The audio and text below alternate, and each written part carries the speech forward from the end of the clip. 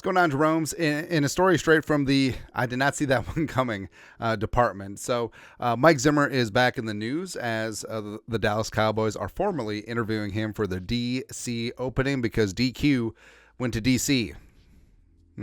But Zimmer back in the game. I'd be happy for him. I think it's a great spot in Dallas. Plus, by week 10, Mike McCarthy's ass is getting fired, and Zimmer's like, I'm in, baby.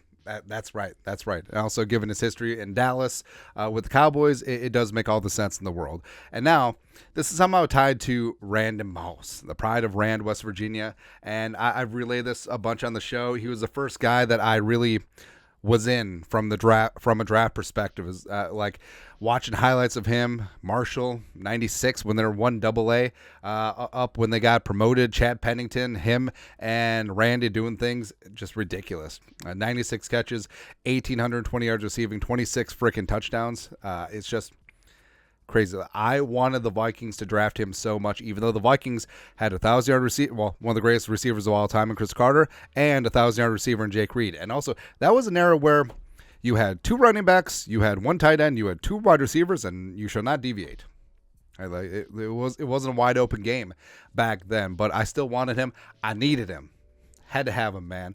And then in the 1998 draft, he did fall down in an earlier round, all the way down to the Vikings at 21, which, by the way, this is fantastic. So right after Randy Moss was drafted, the 99 drafts on, like the Packers and the Lions, they all drafted DBs.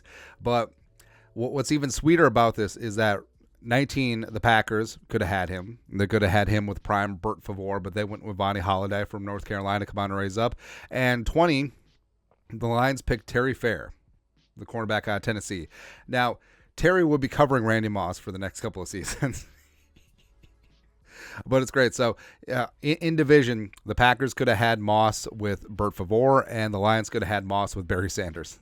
How crazy is that, man? History's weird. But also, up at 8, the Dallas Cowboys, they took Greg Ellis out of North Carolina. Vonnie Holliday's much more talented teammate. But Greg Ellis, don't get me wrong, Greg Ellis was a stud for a number of years on that Dallas defense, but he wasn't Randy Moss. And Moss has talked about that. Dallas had said, and Jerry Jones had told him numerous times, well, if they're at 8, we're going to take you. And then Randy Moss took that personally, and then, of course, we remember what happened his rookie season, Thanksgiving, in Dallas. Now, long story longer, there's a connection here between Mike Zimmer and Randy Moss. Now, in 1998, Mike Zimmer was defensive backs coach of the Dallas Cowboys, so he would have an idea of which wide receivers, being a DB coach, would cause problems in the National Football League. And according to Tyler Dunn, who so longtime beat writer in Buffalo, started his own site, golongtd.com. Go check it out. Really good stuff. And he just sprinkled this nugget in there. So they did up a series about Jarrett Jones called Jerry World, and Mike Zimmer interviewing for the Cowboys DC job. Hey, he was the one banging the table for Randy Moss ahead of the 1998 draft. So many what ifs, and this is the excerpt. Former Cowboys safety Darren Woodson can still remember Zimmer bringing him into his office. The coach was beaming. Zimmer told him this kid from Marshall was effing phenomenal. Well, that's how you know it's Zimmer, because there's an effing, and ridiculous. And sure, he was skinny, but wait till Woodson saw what he did after the catch. He's different, Zimmer said, hitting play on a full game.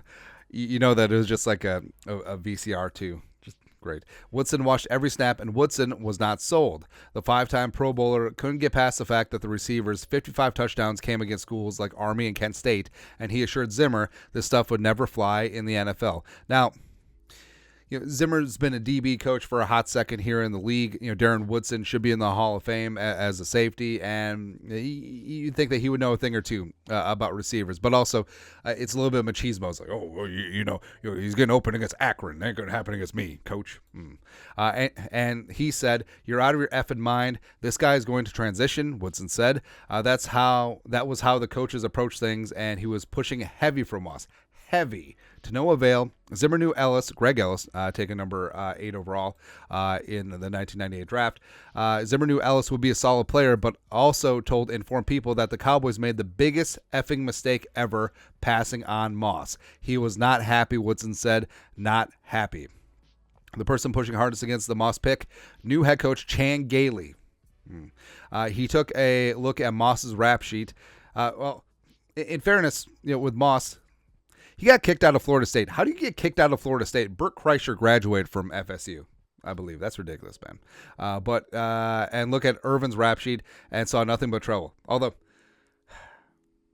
Michael Irvin had matured by then, but I feel like Michael Irvin in the Chris Carter role as mentor for Randy Moss in Dallas, I don't know, man. Maybe it wouldn't have worked out.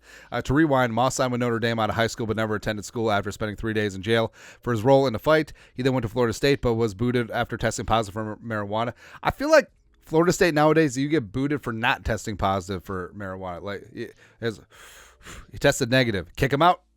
Send him to Gainesville.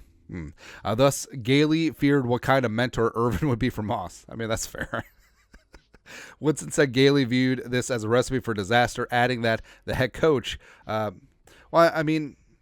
so Skip Bayless, before he became a windbag, was actually a really good writer, and he did up a really good book about the Dallas Cowboys called Boys Will Be Boys. Now, there's something in there, you can check it out, called The White House. So maybe this is a good idea. Who he liked a lot as a person, was also trying to, to dump Irvin that 1998 offseason. And, of course, we know what happened. Randy Moss fell to 21 of the Vikings, and Denny Green, which is great. And, look up the clip. We don't have it at our disposal, but look up the clip of Randy Moss doing his Denny Green impression. He's like, so I fell to the Vikings 21, and he's like, I got on the phone. It's like, hey, Randy, it's Coach Green. Kills me every time. Yeah. But of course, like we mentioned, Randy had his revenge on the Cowboys, who he perceived as slighted him, disrespected him. 3 for $163 and 3 touchdowns. Hey, Darren Woodson, how did Randy Moss do against your secondary? Hey, Zimmer. See, Zimmer knew. Zimmer knew. So I love little nuggets like that.